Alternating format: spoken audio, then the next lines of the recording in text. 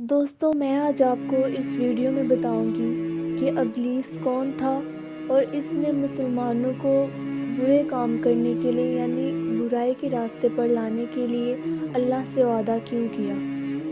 ابلیس کے لغوی معنی انتہائی مایوس کے ہیں۔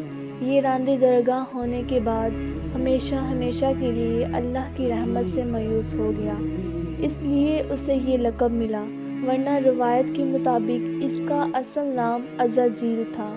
پہلے یہ جنات میں سے تھا، اپنے رب تعالیٰ کی اطاعت سے نکل کر ابلیس ہوا۔ اس کا علم ناقص تھا اور مزاج ناپاک تھا۔ وہ غرور اور تکبر میں مبتلا ہو گیا۔ جب اللہ نے حضرت آدم علیہ السلام کو پیدا کر لیا اور اس میں روح پھونک دی تو فرشتوں کو حکم دیا کہ آدم کو سجدہ کریں۔ ابلیس بہت نیک اور بزرگ جن تھا، اس نے کبھی اللہ کی نافرمانی نہیں کی تھی، اسی بنا پر وہ بلند مرتبہ پا کر وہ فرشتوں میں شامل ہو گیا، لیکن وہ فرشتوں کی جن سے قطعی نہ تھا۔ اللہ نے اسے اطاعت اور فرمانبرداری کا صلہ دیا، اس کی عزت اور اکرام کرتے ہوئے آسمان میں بسایا تھا۔ لمحہ بھر کے لیے بھی اس نے اللہ کی نافرمانی نہیں کی تھی۔ اور پھر جب اللہ نے آدم کو سجدہ کرنے کا حکم دیا اور اس حکم کے مخاطب فرشتے اور ابلیس تھے، صرف فرشتوں کے لیے یہ حکم نہیں تھا بلکہ ابلیس بھی اس حکم میں شامل تھا، کیونکہ اللہ تعالیٰ فرماتے ہیں، اور یقیناً ہم نے تمہیں پیدا کیا، پھر ہم ہی نے تمہاری صورت بنائی، اور ہم نے فرشتوں سے کہا کہ آدم کو سجدہ کرو، تو سوائے ابلیس کے سبھی نے سجدہ کیا، وہ سجدہ کرنے والوں میں شامل نہ ہوا۔ اللہ تعالیٰ نے فرمایا، تجھے کس چیز نے سجدہ کرنے سے روک دیا، جبکہ میرا حکم تو تیرے لیے بھی تھا۔ اس آیات سے ثابت ہوا کہ اس حکم میں فرشتوں کے ساتھ ابلیس بھی شامل تھا، کیونکہ قرآن کی اس مرتوب کے مطابق ہے، اس کا مطلب ہے کہ میں نے تجھے حکم دیا تھا۔ اور پھر ابلیس نے جواب میں یہ نہیں کہا کہ تو نے مجھے حکم نہیں دیا تھا، بلکہ اس نے سجدہ نہ کرنے کی وجہ بتائی۔ اس نے کہا کہ میں سجدہ کیوں کروں جبکہ میں اس سے بہتر ہوں، اس لیے کہ تو نے مجھے آگ سے پیدا کیا اور اسے مٹی سے۔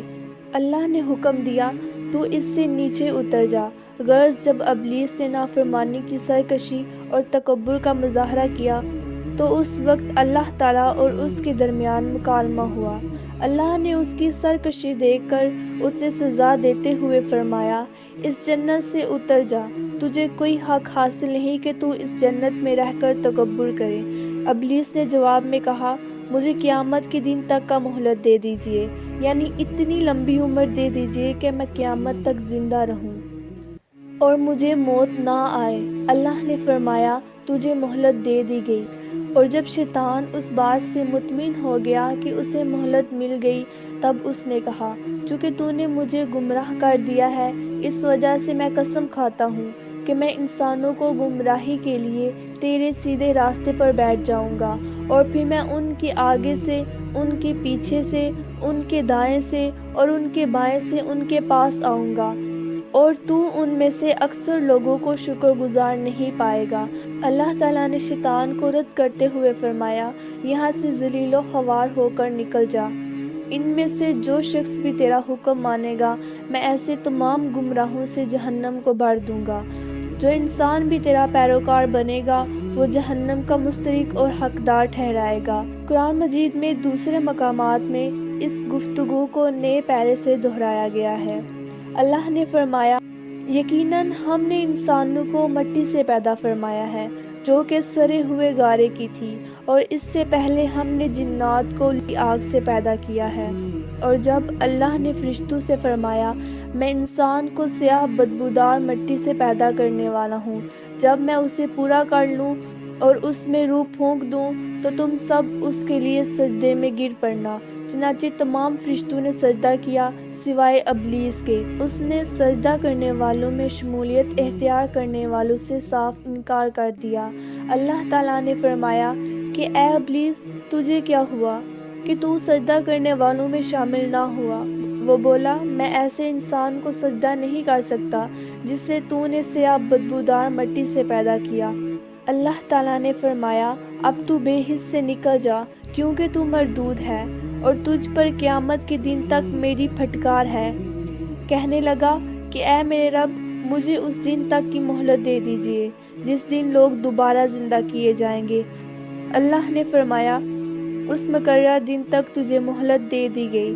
کہنے لگا کہ اے میرے رب، چونکہ تو نے مجھے گمراہ کیا ہے، مجھے بھی قسم ہے کہ میں انسانوں کے لیے زمین میں گناہوں کو کوشنما بناؤں گا اور ان سب کو بہکاؤں گا، اور سوائے ان کے جو تیرے مخلص بندے ہوں گے وہ میرے بہکاوے میں نہیں آئیں گے۔ اللہ نے فرمایا، یہی مجھ تک پہنچنے کی سیدھی راہ ہے کہ مخلص بن جاؤ، میرے بندوں پر تیرا کوئی غالبہ نہیں ہوگا۔ البتہ جو گمراہ لوگ تیری پیروی کریں گے، یقیناً ان کے وعدے کی جگہ جہنم ہے۔ دوستو، یہ تھی میری آج کی ویڈیو۔ امید کرتی ہوں آپ کو پسند آئی ہوگی۔ آج کے لیے اتنا ہی، آپ سے ملاقات ہوگی انشاءاللہ میں نیکسٹ ویڈیو پر۔ تب تک کے لیے خدا حافظ۔